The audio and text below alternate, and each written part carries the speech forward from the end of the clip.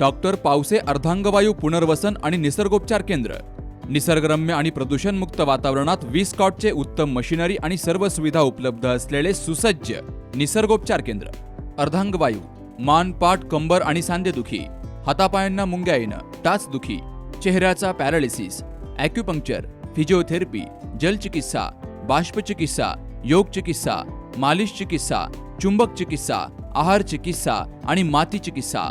संपर्क डॉक्टर रमेश पावसे, ठिकाण हिवरगाव पावसा, रायतेवाडी रोड, तालुका संगमनेर। संपर्क 9623 25 67 22।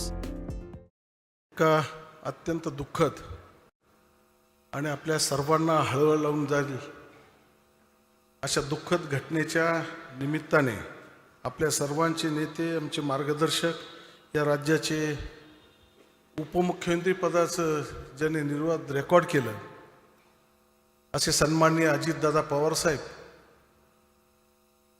यांच्या दुःखद निधनानिमित्त एक कृतज्ञता म्हणून आपण सर्व या ठिकाणी त्यांना आदरांजली वाहण्यासाठी आज आपण जमलोत।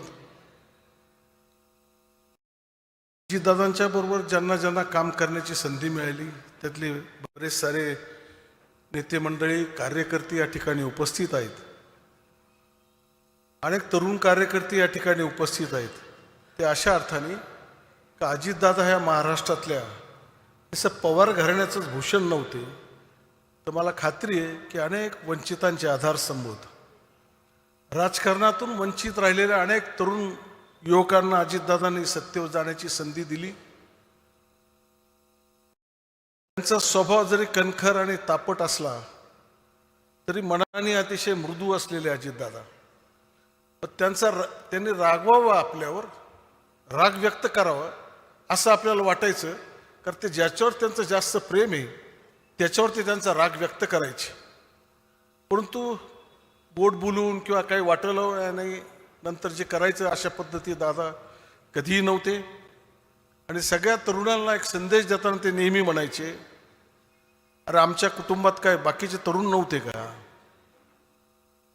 परंतु कर्तृत्व तुम्ही दाखवायचं शिका। माझ्याबरोबर काम करताना मला माझा वेळ घेणारे किंवा माझ्याकडे गप्पा मारायला आले कार्यक्रम मला अजिबात आवडत नाही, तर तुमचं कर्तृत्व तुम्ही सिद्ध करा। आणि मग मला कधी कधी विचारवंतांच्या एका वाक्याची आठवण येते की कर्तबगार आणि धैर्यवान माणसाच्या वाटा परमेश्वर आपोआप मोकळा करतो, आणि तशी अजितदादांची वाटचाल राहिली।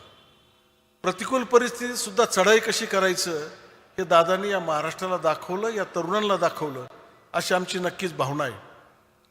जास्त बोलण्याचा वेळ नाही, दादाबद्दल खूप बोलता येईल, खूप अनुभव सांगता येतील, परंतु शेवटच्या घटकापर्यंत आपण जे म्हणतो की सामाजिक समतेचं भान ठेवून धर्मावर आधारित राजकारणाची जी दिशा आजकाल चालली तिला फाटा देऊन सर्व समाजाला, सर्व धर्मांना एकत्र घेऊन राज्यकारभार कसा करायचा याचं कायम शिकवण अजितदादा आपल्याला द्यायचे। कारण सर्व समाज बांधव एकत्र आले, सगळे घटक एकत्र आले तरच राज्याचा गाडा चांगल्या पद्धतीने पुढे जाऊ शकतो, अशी त्यांची विचारधारणा होती। आणि प्रसंगी चांगला सल्ला कोणी दिला तर ते ऐकायला अजिबात दादा घाटत नव्हते। मला तर निवडणुकीच्या काळातला किस्सा आठवतो। निवडणुकीच्या कामासाठी अजिबात गेलो नव्हतो, दुसऱ्या विषयासाठी दादाकडे गेलो, आणि आपल्या तालुक्याचे आमदार, आदरणीय विधान परिषदेचे आमदार पदवीधरांचे सन्मान्य सतीश तांबे त्या ठिकाणी आले होते, आणि त्यांनी दादांकडे महाराष्ट्रातल्या विधानसभेसाठी 2 जागांसाठी 2 नावं सुचवले। दादा म्हणले मला मांडून दाखव, तू कसे हे निवडून येतील। त्यांनी मांडणी केली 2 विधानसभेच्या जागा, विचार करण्यासारखी गोष्ट, आणि दादांनी तात्काळ मान्यता दिली। ते 2 उमेदवार उभे केले आणि सतीश तांबेंना सांगितलं निवडण्याची जबाबदारी आता तुझी, मी माझं काम केलं, आणि ते दोन्ही आमदार विधानसभेत निवडून आले, दादांचे सहकारी म्हणून आज काम करतात। असा जो स्वभाव असतो की जे आपण म्हणतो फार कडक, फार असं काही नव्हतं, चांगला सल्ला दिला तर ऐकून घ्यायची दादांची सवय होती। सन्मान्य थोरात साहेबांनी दादांच्याबरोबर काम केलं, राजेश मालपाणी तर त्यांच्या शेजारीच बांधभाऊच त्यांची असल्यामुळं त्यांचाही जास्त संबंध आला, संपर्क आला। बाबावळने महाराष्ट्राच्या साखर कारखान्यासंदर्भात काम करण्याची संधी मिळाली, हे झाले मोठे नेते। पण तुमच्या माझ्यासारखे अनेक संवाद करण्याची, काम करण्याची संधी मिळाली। आपल्या तालुक्याचे आमदार सन्माननीय अमोलजी खताळ हे दादांचे सहकारी म्हणून अनेक काळ त्या ठिकाणी कार्यरत होते. असे दादाबरोबर अनेक जण राहिले, अनेकांना मोठं करण्याचं काम केलं. म्हणून दादा आम्ही कार्यकर्ते घडवण्याची फॅक्टरी होती अशा पद्धतीची आमची भावना असायची.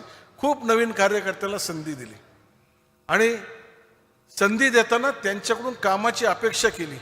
सगळ्या याच्या दादाला अत्यंत चांगला जिल्हा परिषदेच्या कामात ग्रामीण विकासासाठी काम करणारे तरुण आवडायचे. अहमदनगर जिल्हा परिषदेचे एक अध्यक्ष निवडायची जेव्हा वेळ आली त्या दादाने दिल्लीहून निरोप दिला कारण ते विठ्ठल लंगेला संधी द्या. आणि विठ्ठलराव लंगे पुढे आमदार झाले. पण त्याच दादाने त्यांना जिल्हा परिषदेचं अध्यक्ष केलं. अनेकांचा विरोध डावलून दादाने त्यांचा तो अजेंडा राबवला आणि विठ्ठलराव लंगेंसारखे असे तरुण आमदार म्हणून या विधानसभेत पाहायला मिळाले.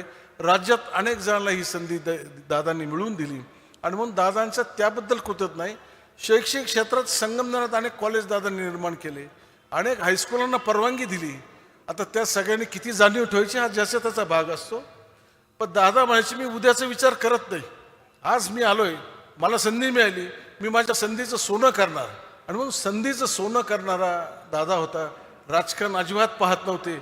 जे चांगलं करता येईल ते करण्याची दादांची भूमिका असायची आणि त्यांच्या कृतज्ञतेसाठी आज आपण या ठिकाणी आलो आणि दादांना आदरांजली वाहण्यासाठी आपण सगळे जमलो. या सगळ्या कार्यक्रमाची रूपरेषा ठरवित असताना एक वेगळा कार्यक्रम, आगळा वेगळा कार्यक्रम आपण करावा अशी आमचे मित्र देवराज थोरातांची इच्छा होती. आणि म्हणून देवराज आणि पृथ्वीराज या दोघांनी इथली जबाबदारी घेतली. ही चांगली ऑडिओ फिल्म हे क्रिएशन तुम्ही पाहताय, ही त्यांची संकल्पना आहे. कार्यक्रमाचं नियोजन, कार्यक्रम कसा यशस्वी करायचा, संपूर्ण जबाबदारी कपिल पवार व त्यांच्या सगळ्या तरुण सहकार्यांनी घेतली. सर्वांशी संपर्क केला आणि सर्वांनी त्यांना साथ दिली आणि हा सर्वपक्षीय कार्यक्रम करायचा असा निर्णय झाला. सन्मान्य आबासाहेब थोरात आणि आम्ही फक्त देखरेखीची पाहण्याची भूमिका घेतली, पण प्रत्यक्ष ज्यांनी हा कार्यक्रम यशस्वी करण्यासाठी आपले कष्ट घेतले त्यांचं मोल या ठिकाणी, त्याबद्दल त्यांचं ऋण व्यक्त करणं हे माझं प्रास्ताविकामध्ये मी कर्तव्य समजतो. सगळ्या भगिनी माता या ठिकाणी आल्यात, सगळे तरुण तालुक्यातून या ठिकाणी आले.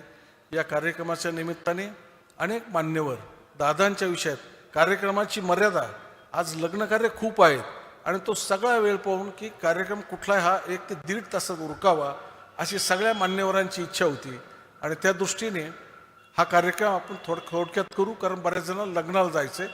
पण ठराविक मान्यवरच श्रद्धांजलीसाठी येतील असं आपल्या तुमच्या सगळ्यांच्या वतीनं मी त्यांना विनंती करतो आणि तो कार्यक्रम केला. आपण कार्यक्रमाची सांगता करू. दादाचं सुंदर भाषण या ठिकाणी देवराजनी तयार केलं आहे आणि ते दादांच्याच आवाजात यायच्या माध्यमातून तयार केलं. ते भाषणसुद्धा अत्यंत उत्कृष्ट आहे. ते आपल्याला दादाचं ऐकायचं आहे भाषण. ते ऐकण्यासाठी आपण सगळे जमलोत. मी तुमचं सगळ्यांचं या कार्यक्रमाच्या निमित्ताने या प्रास्ताविकात स्वागत करतो आणि माझे 2 शब्द संपवतो. जय हिंद, जय गगनगिरी.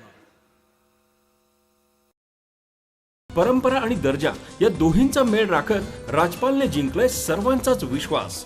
म्हणूनच असंख्य कुटुंबांच्या बस्त्यांची परंपरा आजही राजपालमध्ये अविरत सुरू आहे. सूटिंग, शर्टिंग, साड्या, जेंट्स, लेडीज, चिल्ड्रन्स वेअरचे भरपूर प्रकार. हो, लग्नाच्या बस्त्यासाठी पाहुण्यांनी राखला यांचा मान आणि संपतरावांचं नाव घेते. राजपाल हाय आमच्या नगर जिल्ह्याची शान. राजपाल, नवीन नगर रोड, संगमनेर. विश्वसनीय कापडांची अखंड परंपरा.